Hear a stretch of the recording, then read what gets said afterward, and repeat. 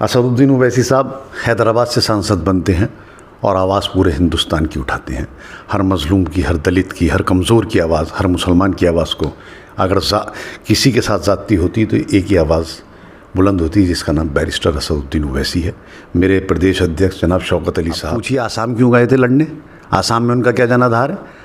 BJP को मजबूत करने गए थे। 28 सीटों पर, जो अभी 29 में और ये जो चुनाव हुआ है, 28 सीटों पर लड़े। गुजरात जाकर क्यों लड़ रहे हैं आप? महाराष्ट्र जाकर क्यों लड़ रहे हैं आप खुद भी समाज उसके बीजेपी की जलाते हुए खुद झुलस गई, तो देखने कौन गए?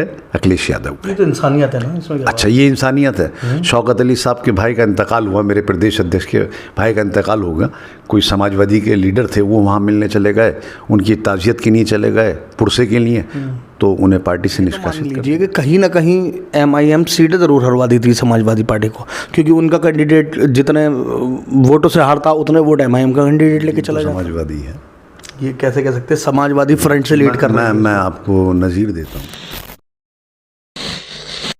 फैज़ान फारूकी नाम है मेरा और आप देख रहे हैं द पब्लिक व्यू। आप लगातार हमारे चैनल को बहुत प्यार दे रहे हैं, उसके लिए आप सबका बहुत बहुत शुक्रिया। हम लगातार कवरेज कर रहे हैं उत्तर प्रदेश चुनाव को, हम दिखा रहे हैं शहर शहर जाकर कि जनता की क्या राय है। उसके साथ साथ हम जो जनता के प्रतिनिधि हैं उनके भी इंटरव्यू लेते हैं, उनसे भी बात करते रहते हैं। इस बीच में आप पहुँचा हूँ संभल में और मेरे साथ मौजूद हैं चौधरी मुशीर साहब, जो चेयरपर्सन पति हैं और साथ में अब विधानसभा चुनाव है उसकी भी तैयारी कर रहे हैं, संभल से संभावित प्रत्याशी हैं। हम इनसे बात करेंगे कि विधानसभा चुनाव के इनके क्या तैयारियां हैं, किस तरह से। चौधरी मुशीर साहब, स्वागत है आपका हमारे चैनल में।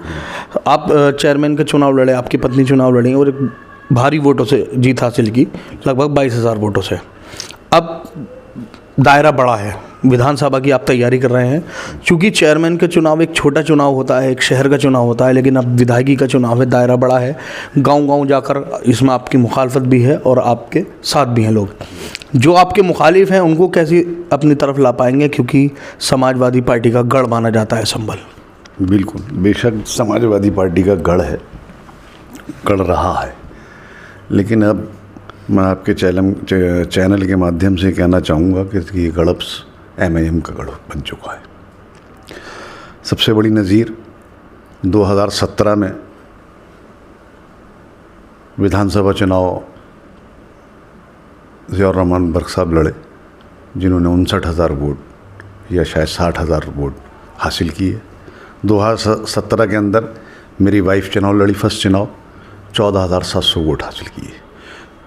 2022 के अंदर जब अखिलेश यादव समाजवादी की मुसलमानों की निगाह में, और सब ये कह रहे थे कि सरकार बीजेपी के ख़िलाफ़ बदलनी है, उस दौर में MIM के कैंडिडेट ने 21,500 वोट लिए। तो गढ़ तो ऐसा नहीं है, गढ़ अब हमारा भी गढ़ है। मुद्दे क्या होंगे आपके, मतलब जनता को कैसे ला पाएंगे, क्योंकि दायरा बड़ा है ना, गांव बड़े हैं, गांवों में कैसे पहुँचे? देखिए, मैं आपको बताऊं कि नगर पालिका क्षेत्र जो आता है लगभग 2 लाख वोटों के नगर पालिका है और 3.25 लाख वोट लगभग 1.65-1.68 के करीब विधानसभा में है। हम अपना मॉडल नगर पालिका परिषद संभल दिखाएंगे। जो लोग 35 साल से काबिज हैं सत्ता पर और मसनदों पे काबिज हैं, उन लोगों ने वादों के अलावा दूसरी चीज़ नहीं की, MIM ने काम किया है। और देखिए, हज़रत अली शेर खुदा का कौल है कि जिसके आलोचना करने वाले, ये बुराई करने वाले नहीं, वो मुनाफिक होता है। तो हमदर्द भी मिलेंगे, अच्छाई कहने वाले भी मिलेंगे और बुराई करने वाले भी मिलेंगे। ये समाज है और इंसान की फितरत है। हम अपना काम लेकर, क्योंकि हम पब्लिक से, जब पब्लिक के बीच जाएंगे तो हम ये नहीं कह सकते, पब्लिक से ये नज़रअंदाज नहीं हो सकते कि हमने काम नहीं किया।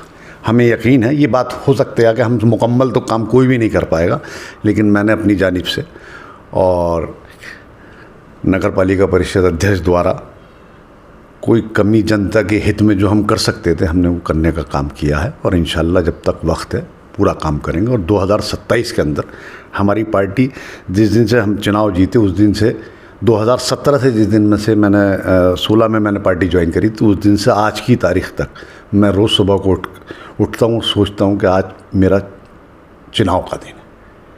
मैं एक दिन घर नहीं बैठता हूँ, पब्लिक के बीच रहते हैं हम लोग, मेरे भाई हों, मेरे दोस्त अकारिब हों, तो हम जनता की समस्या तक हम पे डायरेक्ट जनता फ़ोन करती है और हम उसका फ़ोन उठाते हैं और उसके काम करने की कोशिश करते हैं। बात रही दूसरी पार्टी स्तर पर, हमने पार्टी स्तर पर, यह अल्लाह का करम है कि आज पूरे हिंदुस्तान के मुसलमानों को ये पता चल रहा है, ये दिख रहा है कि जिस समाजवादी को हम वोट देते आए हैं वो कभी हमारे हक़ की बात नहीं करते। असदुद्दीन ओवैसी साहब हैदराबाद से सांसद बनते हैं और आवाज़ पूरे हिंदुस्तान की उठाते हैं, हर मज़लूम की, हर दलित की, हर कमज़ोर की आवाज़, हर मुसलमान की आवाज़ को अगर किसी के साथ ज़्यादती होती तो एक ही आवाज़ बुलंद होती है, जिसका नाम बैरिस्टर असदुद्दीन ओवैसी है। मेरे प्रदेश अध्यक्ष जनाब शौकत अली साहब कोई भी मसाइल हो, चाहे वो संभल का हो या दिगर जगह का हो, पूरे कॉन्फिडेंस के साथ उसकी मसम्मत करते हैं, पुरजोर मजम्मत की जाती है और हमारी पार्टी हर नाइंसाफ़ी के ख़िलाफ़ लड़ने के लिए तैयार है। और हमने बूथ स्तर पर काम शुरू कर दिया। हमारे ज़िला अध्यक्ष अब्दुल्ला साहब, हमारी नगर अध्यक्ष की टीम, हमारे युवा ज़िला अध्यक्ष, हमारे विधानसभा अध्यक्ष, सब लोग जो जिसका जिम्मेदारी वो बखूबी निभाने का काम कर रहे हैं। और इंशाल्लाह हम ये नहीं कह सकते कि हम बहुत अच्छे हैं, क्योंकि जो ये सोचेगा कि हम बहुत मजबूत हैं तो नहीं, हम बहुत कमज़ोर हैं और अल्लाह की ज़ात पे यकीन कर कर पार्टी को आगे ले जाने का काम कर रहे हैं। और हम बूथ स्तर पर, हम ग्राम स्तर पर काम कर रहे हैं और इसका रिज़ल्ट आने वाली 2027 आपको देगी। अच्छा मुझे साहब, मैंने अभी कुछ दिन पहले माननीय राज्यसभा सांसद जावेद अली खान साहब का इंटरव्यू किया। विकास के मुद्दों पे तो बात की, साथ में मैंने चुनाव पर भी जब बात की उनसे, और वैसे ही साहब पर सवाल किया तो उन्होंने यही कहा कि लोग जो जहाँ जाते हैं वो लोग जानते हैं वो किसके लिए फ़ायदेमंद है और किसके लिए नहीं। इसका प्रूफ मानते हैं, उसका प्रूफ भी मिला बंगाल चुनाव में। हुमायूं कबीर से गठबंधन था और जैसे ही लोगों को पता चला तो उन्होंने गठबंधन तोड़ लिया। और सिर्फ उनका ही नहीं, ये आरोप तो लगते रहते हैं और लोग इसको प्रूव भी करके दिखाते हैं। इस पर क्या कहना है आपका कि क्या बाकी AIMIM बीजेपी की बी टीम है, पीछे से हेल्प होती है? बी टीम तो समाजवादी है। ये कैसे कह सकते हैं समाजवादी फ्रंट से लीड कर रहा है? मैं आपको नज़ीर देता हूँ। 2019 के अंदर माननीय मुलायम सिंह यादव ने जब आखिरी सत्र था पार्लियामेंट का, तो उन्होंने खड़े होकर पार्लियामेंट के अंदर ये कहा था, ये दुआ की थी कि मेरी भगवान से प्रार्थना है कि इस मुल्क के प्रधानमंत्री नरेंद्र मोदी दोबारा बने। और क्या कहेंगे। अभी हाल ही में एक बयान हमारे मुल्क के प्रधानमंत्री नरेंद्र मोदी जी का आता है, वो कहते हैं अखिलेश यादव मेरे बहुत अच्छे दोस्त हैं, कभी वक्त पर वो मेरे काम आते हैं, मैं उनके काम आता हूँ। लेकिन जेल में बदकिस्मती के आज़म खां हैं। मुख्यमंत्री 3 बार मुलायम सिंह यादव रहे, 1 बार अखिलेश यादव रहे। माननीय शिवपाल यादव कई मंत्रालय रहे, लेकिन अफसोस ये है कि जेल में जो बंद है वो आज़म खां हैं। आप देखें उत्तर प्रदेश के मुख्यमंत्री योगी आदित्यनाथ जी का बयान देखें, उन्होंने कहा कि उनसे किसी नामा निगान ने ये सवाल किया कि आज़म खां जेल में है, तो बोला आज़म खां जेल में है तो उसका सवाल जाके आप अखिलेश यादव से करें। तो इस पर क्या कहना चाहेंगे। धर्मेंद्र यादव की बहन ज़िला पंचायत अध्यक्ष हैं बीजेपी से। मुलायम सिंह यादव कल्याण सिंह के साथ सरकार में शामिल करा, उसे उन्होंने शामिल किया। और कौन सा सबूत लेंगे आप। हमारी बात रही हुमायूं कबीर की, हमने गठबंधन किया। गठबंधन जब हमें ये पता चला, हमारी सदर को ये पता चला कि ये पैक्ट है, तो हमने फ़ौरन उससे अलाइंस अपना ख़त्म किया। और 2022 के अंदर जो चुनाव हुआ था PDA के पैटर्न पर, तो मैं पूछना चाहता हूँ कि लोकदल जयंत चौधरी कहाँ पर हैं, जो 2022 में समाजवादी के अलाइंस में थे। राजभर जी कहाँ पर हैं, जो 2022 में शाना बशाना थे अखिलेश यादव के। आज कहाँ पर हैं वो, आज बीजेपी के साथ हैं। और कौन सा सबूत लेंगे आप। चलिए, ये तो जवाब दे दिया आपने बी टीम का, लेकिन ये तो मान लीजिए कि कहीं ना कहीं एमआईएम सीटें ज़रूर हरवा दी थी समाजवादी पार्टी को, क्योंकि उनका कैंडिडेट जितने वोटों से हारता उतने वोट एमआईएम का कैंडिडेट लेके चला जाता। बिल्कुल बेबुनियादी इल्ज़ाम है।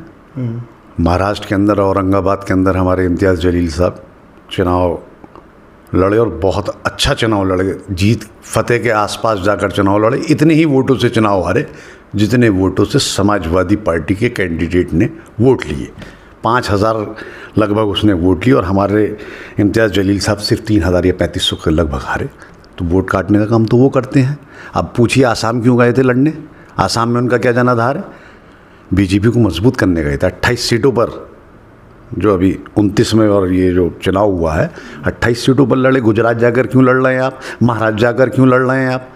आप खुद भी समाज उसके बीजेपी की भी टीम है और हम पे इल्ज़ाम लगाते हैं।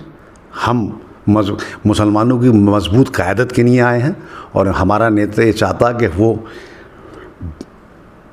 बटलर नहीं, अब लीडर बने। मुसलमान अपने हक़ की आवाज़ खुद बुलंद करे। वो खुद नेता बनने नहीं आए, वो नेता बनाने आए हैं। वो जगाने आए कि तुम 18% होने के बाद में आज तुम्हारा कोई वजूद नहीं है। समाजवादी पार्टी ने जब 2012 के मैनिफेस्टो के अंदर अपना मैनिफेस्टो जारी किया तो उन्होंने कहा था कि हम 18% रिजर्वेशन मुसलमानों को देंगे, लेकिन नहीं दिया।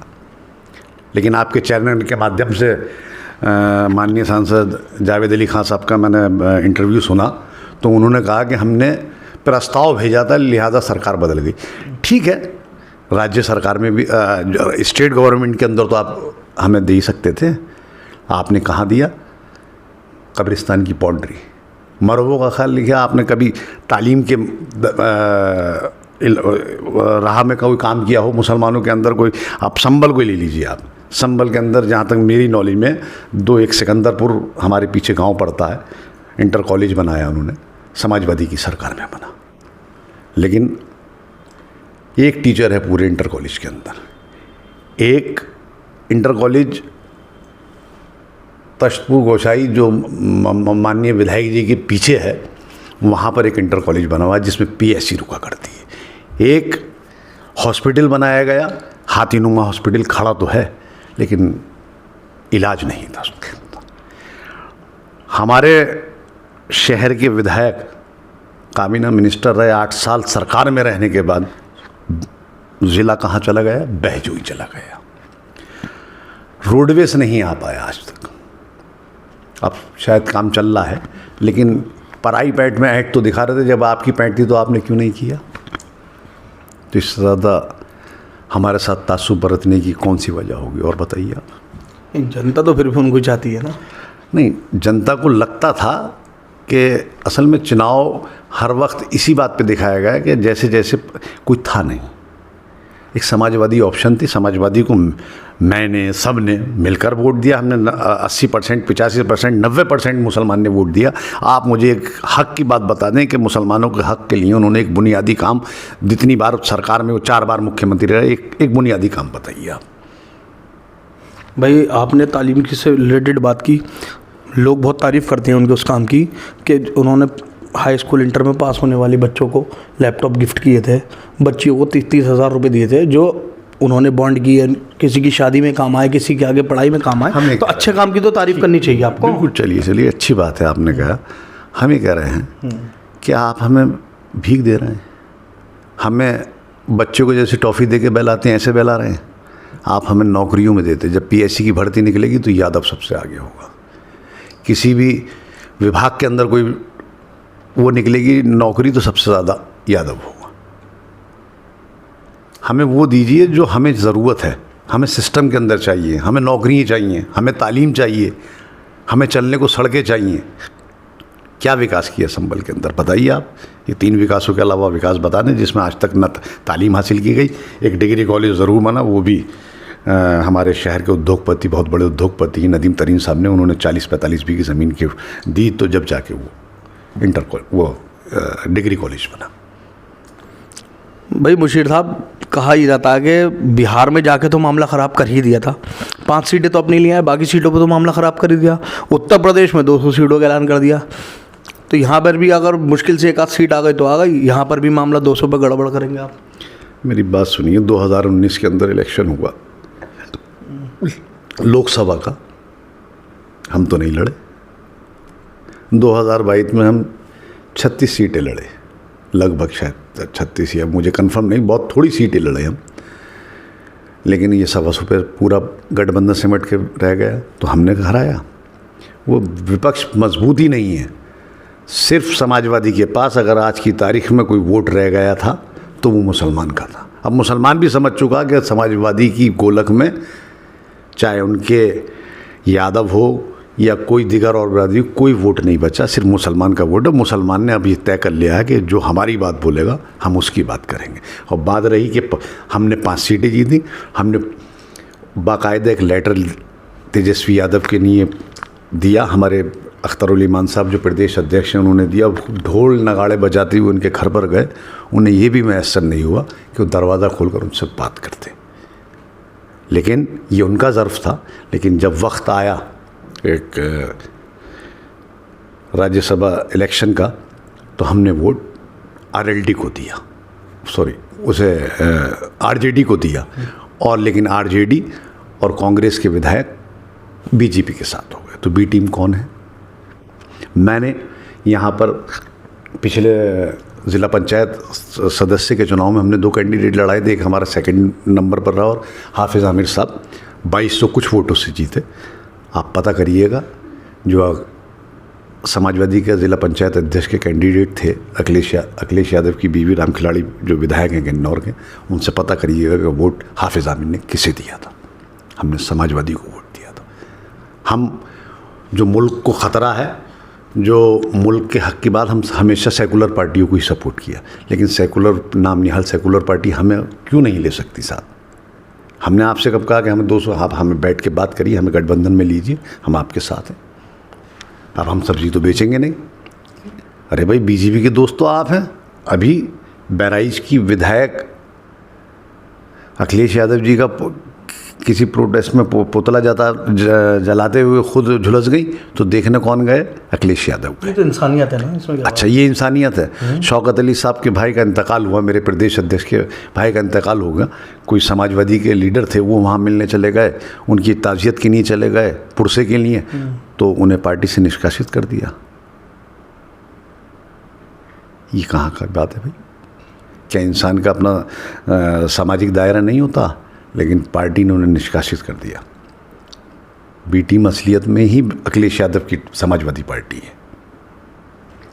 तो क्या लगता है 27 में एमआईएम कितनी सीटें ले और अलग लड़ती है? तो इंशाल्लाह हम, अल्लाह ने चाहा, अल्लाह के हबीब ने, हम पूरी ताकत के साथ चुनाव लड़ेंगे। और जब हमारे प्रदेश अध्यक्ष जनाब शौकत अली साहब ने कहा है, तो जो कुछ सोच समझ कर ही कहा होगा। और हम बहुत मजबूत तरीके से, जहाँ जहाँ आप देखिएगा, 60 से 70 सीटें हम लेकर आएंगे। तो ये मेरे साथ मौजूद थे चौधरी मुशीर साहब। 2027 के चुनाव को लेकर इन्होंने अपनी राय जाहिर कर दी है और 70 से 80 सीटें लाने का दावा भी कर दिया है। हमारी वीडियो कैसी लगी कमेंट सेक्शन में ज़रूर बताइए। द पब्लिक देखते रहिए। जय हिंद, जय भारत।